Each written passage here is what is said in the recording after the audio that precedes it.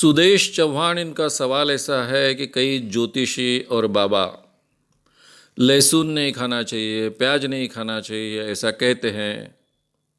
तो उसके पीछे का कारण क्या है?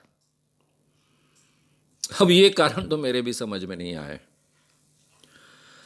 लहसुन की शरीर को आवश्यकता होती है, उसके बहुत से फायदे होते हैं। प्याज के भी बहुत से फायदे होते हैं। स्वाद के लिए भी अच्छा लगता है। लहसुन से भी स्वाद बढ़ता है। लहसुन में कई दवाइयाँ यानी दवाई गुण भी होते हैं, जिसके शरीर को फायदे भी मिल सकते हैं और कुछ नुकसान कारक भी होता है। हर चीज़ का फायदा होता है, नुकसान होता है। ऐसी कोई चीज़ दुनिया में नहीं है कि जिसका निरा 100% फायदा ही होगा और 1% भी नुकसान नहीं होगा। तो ये जो लोग कहते हैं उसके पीछे की धारणा तो पुरानी अलग है। ब्रह्मचर्य के क्षेत्र में जो लोग ब्रह्मचर्य को बहुत महत्व देते हैं,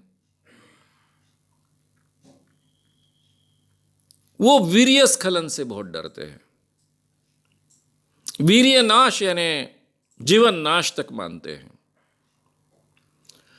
और ऐसा माना जाता है कि खासकर लहसुन और प्याज दोनों, लेकिन लहसुन ज्यादा,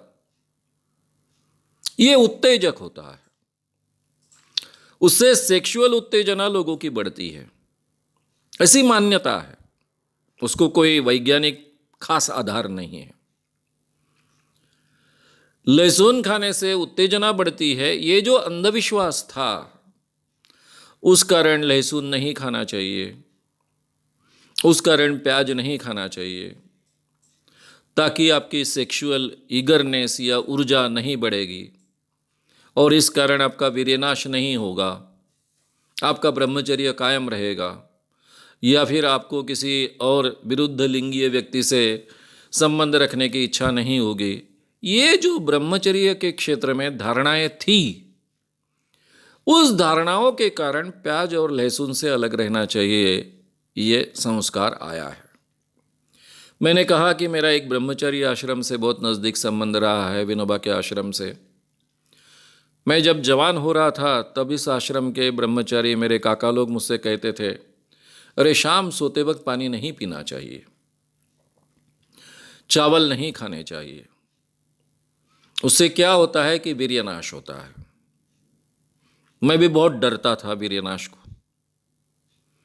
और ये सब करने के बावजूद कभी कभी वो जो जिसको हम कहते हैं नाइट फॉल, ऐसा शब्द उपयोग में आते हैं, शब्द गलत है लेकिन उपयोग में लाते हैं, वो तो होता है, वो नेचुरल होता है। ये मुझे बाद में पता चला, जब मुझे पता चला कि ये नेचुरल है, नॉर्मल है, इसके बारे में चिंता करने की आवश्यकता नहीं है। वीर्य में कोई भी ऐसी पवित्र बात नहीं होती है कि जिसको हमने संभाल कर रखना चाहिए। ये शरीर में पैदा होता है और वो बाद में वेस्ट ही होता है, उसका उपयोग नहीं हुआ तो ये नॉर्मल एंड नेचुरल प्रोसेस है।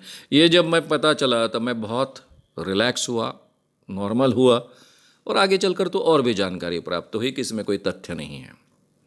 तो ये धारणाओं के कारण प्याज और लहसुन के बारे में कुछ कहा जाता है।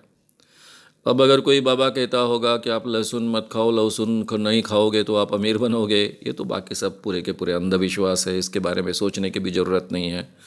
जैसे हमारे निर्मल बाबा है, वो किस ढंग से लोगों को सलाह देते हैं आपको सबको मालूम है।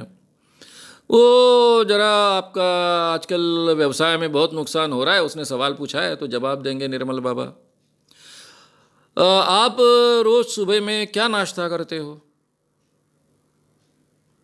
उसके साथ में हरी चटनी खाते हो कि लाल चटनी खाते हो? वो कहता है मैं लाल चटनी ज़्यादा पसंद करता हूँ। आज से लाल चटनी खाना बंद करो, उसके कारण सब तुम्हारे व्यवसाय में नुकसान हो रहा है, आज से हरी चटनी तुम खाओ। अब ये तो कोरा कोरा मूर्खतापूर्ण प्रकार है। इसके बारे में सोचना भी मुझे हास्यास्पद लगता है। तो इसमें तो कोई तथ्य नहीं है कि आप फिर लहसुन मत खाओ, फिर प्याज मत खाओ। उसके पीछे का जो ब्रह्मचर्य का कारण था, वो धारणा थी, वही एक कारण हो सकता है।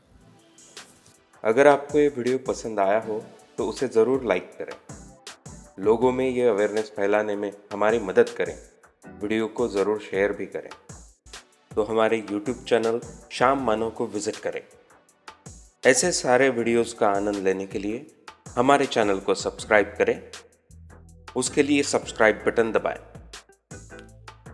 नए वीडियोस का नोटिफिकेशन पाने के लिए बेल आइकन दबाएं।